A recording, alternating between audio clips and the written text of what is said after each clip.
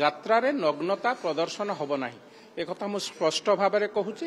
ତେଣୁ ଆଦୌ ଆମେ ଯାତ୍ରା ବନ୍ଦ କରିବା ସପକ୍ଷରେ ନୁହଁ ବା ସେ ଯେଉଁ ଯାତ୍ରା ପୂର୍ବରୁ ଯେଉଁ କାର୍ଯ୍ୟକ୍ରମ କରୁଛନ୍ତି ରେକର୍ଡ ଡ୍ୟାନ୍ସ ତା ମଧ୍ୟ ହେଉ, କିନ୍ତୁ ସଂଯମତା ଭିତରେ ଯାହାକୁ ପରିବାରରେ ବସିକି ଦେଖି ହେବ, ଯାହାକୁ ମୁଁ ମୋ ମା ଭଉଣୀଙ୍କ ସାଙ୍ଗେ ବସିକି ଦେଖିପାରିବି, ଯାହାକୁ ମୋ ପିଲାମାନଙ୍କ ସାଙ୍ଗେ ବସିକି ଦେଖିପାରିବି, ସେଭଳି ଦୃଶ୍ୟ ଦେଖାନ୍ତୁ। ଦେଖନ୍ତୁ, ରାଜ୍ୟର ଆଇନ ବ୍ୟବସ୍ଥା ଉପରେ ଆମର ସମ୍ପୂର୍ଣ୍ଣ ଭରସା ରହିଛି। ତା ଦେହରେ କୌଣସି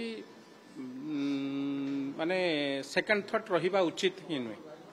ଦ୍ୱିତୀୟ କଥା ଆସିଲା, ମୁଁ କାଲି କ୍ଲିୟରଲି କହିସାରିଛି, ଯାତ୍ରା ଅପେରା ମାଲିକମାନଙ୍କୁ ଆମେ ସ୍ୱାଗତ କରୁଛୁ।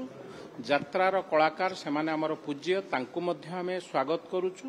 ସେମାନଙ୍କୁ ଯେଭଳି ଅତିଥି ଭଳିଆ ସମ୍ବର୍ଦ୍ଧନା ଦେବା କଥା ଦେବୁ, କିନ୍ତୁ କୌଣସି ଯାତ୍ରାରେ ଯେଉଁମାନେ ଅର୍ଗାନାଇଜର ତାଙ୍କୁ ମଧ୍ୟ ଆମେ ସ୍ୱାଗତ କରୁଛୁ। ଏଭଳି କଳା ସଂସ୍କୃତି କି ପ୍ରଚାର ପ୍ରସାର କରିବା ନିହାତି ଆବଶ୍ୟକ, ଆମ କଳା ସଂସ୍କୃତି।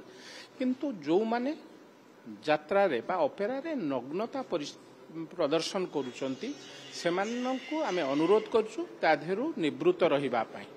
ଯଦି ସେମାନେ ତା ଦେହରୁ ନିବୃତ୍ତ ନ ରୁହନ୍ତି, କୋଉଠି ନା କୋଉଠି ଆମ ଅସ୍ମିତାର କଥା, ଆମ ସଂସ୍କୃତିର କଥା, ଯେଉଁମାନେ ସଂସ୍କୃତିକି ବିପଦରେ ପକାଇବାକୁ ଚେଷ୍ଟା କରିବେ ବା ଅପସଂସ୍କୃତିକି ଆମ ସଂସ୍କୃତିରେ ଭର୍ତ୍ତି କରିବାକୁ ଚେଷ୍ଟା କରିବେ, ଖାଲି ମୁଁ କାହିଁକି, ଆମ ସମସ୍ତଙ୍କର ଦାୟିତ୍ୱ ଆମ ସଂସ୍କୃତିକି ରକ୍ଷା କରିବା ପାଇଁ।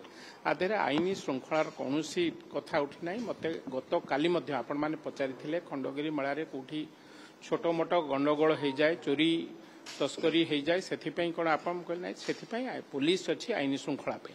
କିନ୍ତୁ ମୋ ସଂସ୍କୃତିକି ଯେଉଁମାନେ ନଷ୍ଟ କରୁଛନ୍ତି, ମୋ ସଂସ୍କୃତି ବିରୁଦ୍ଧରେ ଯେଉଁମାନେ ପ୍ରଚାର କରୁଛନ୍ତି, ଆଗାମୀ ଯୁବପିଢ଼ି ପାଇଁ ସେମାନେ ମଧ୍ୟ ଚିନ୍ତା କରିବେ। ଯେଉଁମାନେ ଏ କଥା କରୁଛନ୍ତି ସେମାନେ ମଧ୍ୟ ଓଡ଼ିଶାର ଝିଅ ବା ଓଡ଼ିଶାର ବୋହୂ, ତେଣୁ ସେମାନଙ୍କର ମଧ୍ୟ ଚିନ୍ତା କରିବାର ସମୟ ଆସିଛି।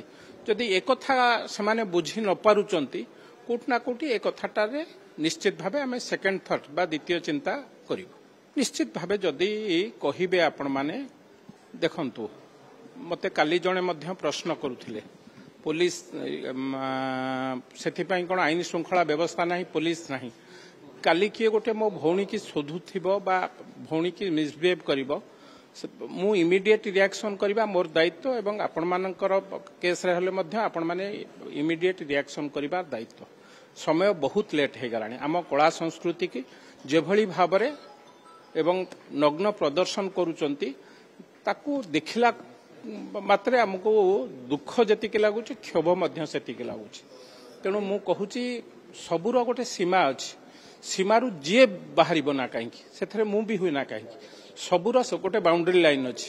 ବାଉଣ୍ଡରୀ ଲାଇନ୍ ବାହାରକୁ ଯିଏ ଯିବ, ସେଥିପାଇଁ ବ୍ୟବସ୍ଥା ରହିଛି। ଏବଂ ବିଶେଷ ଭାବରେ ମୋ ସଂସ୍କୃତି ବିରୁଦ୍ଧରେ ତ ଯିଏ କହିବ, ନିଶ୍ଚିତ ଭାବେ ମୁଁ ମୁହଁ ଖୋଲିବି। ବିଧାୟକ ହିସାବରେ ନୁହଁ, ଏ ଅଞ୍ଚଳର ବା ମୋ ମାଟିର ପୁଅ ଭାବେ ମୁଁ ନିଶ୍ଚିତ ଭାବେ ମୁହଁ ଖୋଲିବି। ନାଇଁ, ମୁଁ ସମସ୍ତଙ୍କୁ ଅନୁରୋଧ କରୁଛି, ରେକର୍ଡ ଡ୍ୟାନ୍ସ ହେବ, ଯାତ୍ରା ହେବ, କୌଣସି ମତେ ଯାତ୍ରା ବନ୍ଦ କରିବାକୁ ଆମେ ଚାହୁଁନାହୁଁ। ନଗ୍ନତା ପ୍ରଦର୍ଶନ ହେବ ନାହିଁ। ନଗ୍ନତା, ମୁଁ ପୁଣି ଥରେ ଆପଣଙ୍କୁ, ଯାତ୍ରାରେ ନଗ୍ନତା ପ୍ରଦର୍ଶନ ହେବ ନାହିଁ ଏ କଥା ମୁଁ ସ୍ପଷ୍ଟ ଭାବରେ କହୁଛି। ତେଣୁ ଆଦୌ ଆମେ ଯାତ୍ରା ବନ୍ଦ କରିବା ସପକ୍ଷରେ ନୁହଁ ବା ସେ ଯେଉଁ ଯାତ୍ରା ପୂର୍ବରୁ ଯେଉଁ କାର୍ଯ୍ୟକ୍ରମ କରୁଛନ୍ତି ରେକର୍ଡ ଡ୍ୟାନ୍ସ ତା ମଧ୍ୟ ହେଉ, କିନ୍ତୁ ସଂଯମତା ଭିତରେ ଯାହାକୁ ପରିବାରରେ ବସିକି ଦେଖି ହେବ, ଯାହାକୁ ମୋ ମା ଭଉଣୀଙ୍କ ସାଙ୍ଗେ ବସିକି ଦେଖିପାରିବି, ଯାହାକୁ ମୋ ପିଲାମାନଙ୍କ ସାଙ୍ଗେ ବସିକି ଦେଖିପାରିବି, ସେଭଳି ଦୃଶ୍ୟ ଦେଖାନ୍ତୁ।